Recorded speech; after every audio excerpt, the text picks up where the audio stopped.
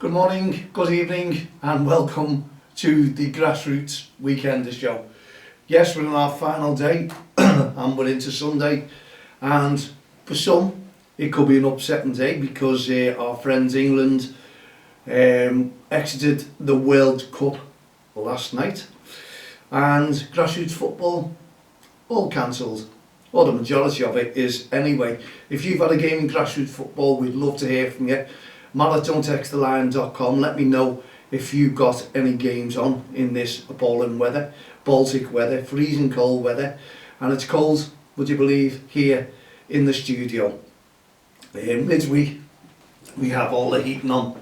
Weekends, unfortunately, you have to put up with no heating on because it's the building is a community building, and obviously we can't control the heating. Well, no wonder with all these expensive costs of heating going up. Imagine if we were in charge of it. Oh, it'd be like toasting here now anyway. But it's cold, but you get on with it, don't you? It's just like grassroots football. You go out there, you watch the kids play in all weathers. But unfortunately, I think the surrounding areas were unsafe on the 3G pitches, and that's why they've cancelled many games on them. Whether later games go on, I'm not too, or went on, I'm not too sure, but let me know if you've enjoyed your games, or you had any games, or you've just done Christmas shopping and just sat in the house to keep warm, or are you keeping warm? Because the majority we hear on the radios now, the majority of people are just wearing extra clothing and leaving the heating off because it is extreme. And it is, you know, because you can see the way your meter's going as soon as you put some sort of heating on. It's unreal. It really is unreal. Oh, well, let's not talk about that at the moment, eh? Anyway, if you've had a game, I'd love to hear from you. Excuse me. And it was funny last night, you know, because I'm in a lot of referee groups.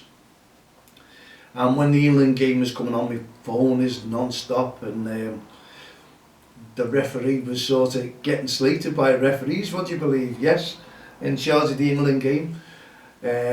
People were questioning all the decisions, the way he was blowing the whistle, and even I did myself, you know, at the end of the day. But one of those things, I suppose, it was I'll leave it to the referees, they know better, and if they say the man shouldn't be in refereeing, these grassroots referees, then I'll go by them. Say no more, say no more. Referees, slating referees, great stuff. Anyway, the game itself, I thought we done alright, I really did, but as I say, I couldn't get into the World Cup, and obviously I'm not going to get into the World Cup now. I'll be supporting Morocco, have to be. I think the majority of people will be supporting Morocco, and I think, my honest opinion now, it's Argentina's for the taking. I really do. You can say France, but I think Argentina have got the better players, and they seem to be coming into their own, and their fans, they've taken over there, haven't they? Where they've come from, they are, it'd be like their own little stadium. But one of those things, you know, Croatia, even Croatia, be nice, those two. Yeah, it'd be nice to see them having a battle out. You never know, could be the year of the underdog. So let's hope, and no doubt we'll find that out, I think next Tuesday or something, isn't it? But there you go. Supposedly all the big boys have gone out. Argentina and France, obviously it's between them, they'll be fighting it out, and anyway, it's one of those things, isn't it? We won't be winning the World Cup this year. And I did forecast it right, didn't I? I was a little bit unsure about, was it go the whole hog, it was going to be close. I was right, and I did forecast, and I'm sorry, I did forecast 2-1 to France. Now everyone seems to be blaming Harry Kane, you can see on social media, and that was bound to happen. But my honest opinion, now I said this during the game while I was watching it, I don't think if there was a second penalty that Harry Kane should take it, because you can't keep scoring. Now the pundits are saying, oh, so reliable, and that's all they've been saying. Harry Kane, put him on a penalty, he never misses, and it was a foregone conclusion actually. We get the penalty, and I just knew, and I just felt it, he was going to blast it, and that's what I said. He's just going to blast this, and I think it's going to go wide here. But I wasn't far wrong, was I? I don't know where the ball landed, but yeah, against his own keeper, his home club, he just wanted to beat him. And I always believed there should have been a second penalty taker. And Jordan Henderson would have been your man, but he took him off. And I thought Jordan Henderson was having a great game, to be honest. And I don't think the substitutes who came on made any sort of difference. Raheem Sterling, you just didn't see Raheem Sterling in his game. He looked a little bit, I don't know, lost, to be honest. It was a strange decision to put him on as sub anyway. I just couldn't work that one out. Did we make a difference when the substitutes came on? No. And I felt sorry for Rashford after performing earlier on in the World Cup. He was taken off. It must dent your confidence, that, and I think it's dented again, because we're just coming back into things, and he looked like he was 100% confident, and then you get subbed and brought on to try and make a difference. That doesn't really happen in football, does it? You only have certain players who come on as substitutes and do make a difference. But hey ho, we're out. It's only 4 years to wait again. We're back in there now, so they're all concentrating on the Euros again. But it's one of those things, and the Premier League will be back on Boxing Day, and I'm sure, hopefully, the majority of players have come back uninjured. And I think they have, because I think the majority of Liverpool players were all on the suspense anyway, and Everton, they haven't played. Will they be fit enough? I don't know. They get another week's holiday or something, don't they? Coming back, but would you really want that? If you'd just been sitting on the bench, it's like a holiday, sitting there, and I'd want to come back and not take another holiday. I'd want to be right in there. I want to get myself 110% fit and get on with the Premier League and attack that as much as we possibly can. Now, there might be disappointments all around with the players, and it might have affected them, because they've had, like Van Dijk, he put a penalty over the, well, he missed it as well, a goal, he saved that, put them out. You've got Harry Kane, so they're going to be disappointed players. Let's just hope it doesn't affect the Premier League. And Man City players, they still look sharp, don't they? And they're just going to come into that and just take it. You can see it. I can't see Arsenal lasting the pace, my honest opinion. But good luck if they do. And I giving up the Premier League. Never say never. It's never over till the fat lady sings, as they say. That's the comment. And, you know, we could go for a push. And hopefully Liverpool can go undefeated now and start. We've got Luis Diaz back. He's super fit, apparently, but he was one of our main objectives in the team, wasn't he? There you go. What a player that man is. I don't know about Diego Jota. Players, I forgot who was injured and who wasn't injured. Now we had that many. But fingers crossed. Yeah, Premier League, and I'll warm to that. I didn't take to the World Cup, unfortunately. I don't know what it was. I couldn't, and as I said yesterday, I think it was too many politics in there, and some of the refereeing, I suppose, wasn't up to scratch. You get used to your own, I suppose. Now, when you look at that now, the Premier League referees, all these ones who slate the Premier League referees, could have done with them there. I'm sure they'd have been happier, they'd have seen a difference in the game, and it just shows you that our referees are pretty decent when it comes to it. And look at Michael Oliver making a massive difference. He looked great, and I do believe that our referees are making a difference, and they will make a difference, and they're probably the best referees in the world. And you've got to look at that after the performances of many over there in the World Cup. That's my honest opinion, and I'm sure others will echo my opinion as well. Hopefully you do. Anyway, if you've had games, good luck to you today. But unfortunately, it was Baltic. I don't know what's going to happen next week. Not too sure on that one. And I put all my posts or pictures up there with Aintree Sofas, our sponsors, for the young kids. They loved it yesterday, and they bumped into a celebrity apparently on TikTok as well. I wasn't with them, but well done to them. They got the photograph taken with him, a Liverpool lad, can't remember him, Sill or something like that, I think, Still, whatever you may be. Anyway, he's got 300,000 followers on TikTok. I'm never on TikTok, to be honest, but I'll probably have a little look there, and hopefully he'll put a message up about our kids. I had a photograph with them, so you never know. Yes, so they had a lovely day, and thank you again to Aintree Sofas who paid for them to go to McDonald's, and they all had a lovely Mackey's. It brought them to life because they were freezing on the photo shoot, and I don't think they thanked me for it, but I think they were all made up when they got into Mackey's. So it paid off. It was one of those things, and they were throwing snowballs. That's why they were freezing. Kids, you put kids with snow and ice, and that's it. It's a poor mix, isn't it? They're guaranteed to pick those and start laughing at each other. That's what it's about.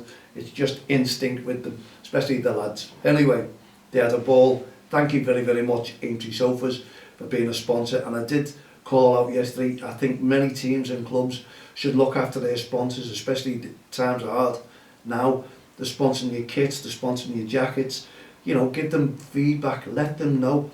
Give us a shout if you want to mention about your sponsor, mal@don'textheline.com, and we can thank them on your behalf if you wish to, and give them some publicity, because I love it when they sponsor kids, teams who are struggling. I think it's absolutely diamonds to get involved, and they love the publicity, they love that. That's what it's all about, making people aware of them. Aintree Sofas, I've mentioned a million times, and I will do now, because they jumped on board straight away when we were starting up, and the kids had nothing, and they're going to carry on, continue, and we're going to put another team in next year, and they're looking to sponsor that. They want to be our club sponsors, and it's a big thing. I really do believe it's a big thing if you can get a good sponsor behind you, and we're fortunate enough to have that. And also I'm going to sit down and talk with him as well, because there's other things that he wants to get involved in, and if we do this tournament, I'm sure he'll be involved in that one as well. So I've got a meeting with him, and it's no good, I'm sorry. I did it last year, you know, he did sponsor a few teams, but he's held back this year. Those teams had a change, got different sponsors, and, you know, I think a sponsor should be there for quite some time, not just drop them at the end of the season. Obviously, if you're professional and someone comes in and gives you a few bobs worth, well, there you go, you can do it, but we're not professional, we're only kids, and the kids are loving it, and we can look after our sponsors and hopefully bring some customers in to Aintree Sofas as well. Now, if you hear the church bells in the background, it is Sunday, and that's what it's all about, and I'm sure you'll all get used to them. Anyway, me talking over church bells, what would you do about that? Okay, referees, we'd love to hear from yourselves. What's it like? Did you all have things planned for Christmas? Are we going to get any more games in for next week? I'm hoping that the weather improves, but according to the forecasters, it's not. It's going to get worse. It could even go up to -6, 7, 8, 9 and 10 for next week, and we've got games on next week. The final, I think it's the final week next week. The leagues finish at Christmas, and they start up again January, I think 18th, I think. That's our next game in the North Liverpool JFL. That's on the Saturday. We'll have to double check that one. And the Walton Caretale and many leagues, let me know when your league's finishing. I think the Walton Caretale finishes on the 18th next week for Christmas, so that might be the last weekend. Hopefully the kids will all get these games in and they start to play football and enjoy one last game, because they all get the new boots, don't they? They all get the new kits, they all get new balls, everything. It's all about football for these kids, and that's what they look forward to. And I'm looking forward to just getting one more game in before Christmas if we can, please. Anyway, if you've got grassroots football games in today, then let me know about them. I'd love to hear about them. I'd love to find out what it was like. I know adult games, I think one or two of them may go on later on, or they've gone on in the afternoon. So if you did have them, let me know. I'd love to hear about it, what the conditions were like. But getting up this morning, it was bitterly cold, but most of the ice had gone, and I think if it's open, the ice is going to be still there, and I'm sure on the 3G pitches it would have been. If the sun come out earlier hours, well, 10 o'clock, 11 o'clock, maybe that would have thawed it out a little bit, but it wasn't coming out today. Didn't want to know today. It was just all about cold weather. So wherever you are, I've seen pitch inspections going on all over the country, referees walking out onto pitches, cancelling the games. You can see it's just frozen over, and you expected that on the grass. Now, obviously, the reason why it can still get into 3G pitches and it'll hold on there and you can't see the markings, and that's what it's all about. Referee couldn't referee unless the kids went round kicking it all off the markings, but it's still, if you go flying over them on ice on 3G pitches, it makes it a little bit worse. So you'd have cut legs, cut knees, and you'd have too many accidents, and for the kids' safety, that's why everyone stepped in and cancelled the games. Not just because it's Baltic and freezing cold, because they go on, the kids do get warm, but you still need to be on top of the kids, making sure that they are not shivering. If you've got to be watching, you've got to watch goalkeeper, every single player. If they're suffering, get them off, make a substitute, get the coats on them, put them 2 or 3 kits on, undergarments on. Oh, do you need to be kept warm? Sweating is better than freezing cold, I'll tell you that now, because the hypothermia gets in, and it can do. Honestly, it's not good, and I've seen all that kids shaking and screaming and crying with the cold. That is unfair. You need to act, and act very, very quickly indeed. So if you've got some games next week and it's like this, bitterly cold, but there's no ice on the 3G pitches, 4G, coaches, keep your eyes on the kids. If they start shivering, they start crying, get them off, get a sub on, get them warmed up. It's not good for them.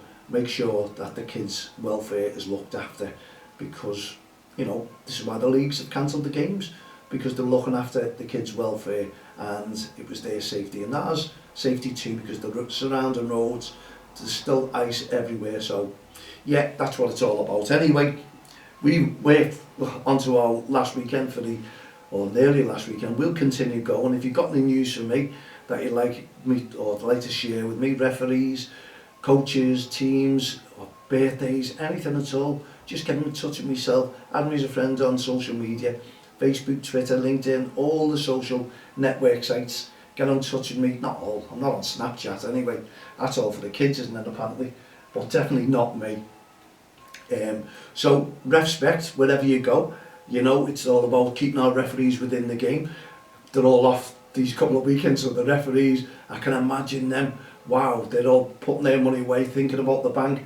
Great, I've got some spending money here for Christmas, I'll get myself new boots, new kit, whatever it may be, but unfortunately there's no money coming into them either. So let's just pretend this is a referee strike. Why don't you do it now? There you go, every referee's not turning up, and I know what will happen in the new year, we can guarantee, but we're going to have warmer weather, it's going to come. Maybe this is just the 1 week that we've just got it out the way, and then Christmas comes and the weather starts getting milder.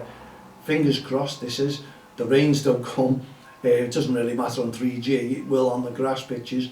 We need them to continue as well, because they have a raw deal.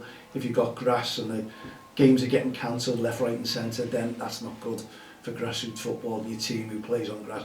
The older age groups, it affects them from what, under 12s upwards if you're on that. But then again, if you've got no 3G pitches or 4G and you're just playing on the grass, then, well, fingers crossed that your games will go ahead sometime. You haven't got a big break. But we've done well, we've had a good run, and many games have been getting in there, so it's helped the committees out, helped the teams out, and unfortunately we have to come unstuck sometime, and we were all hoping to have games in before Christmas, but that didn't happen.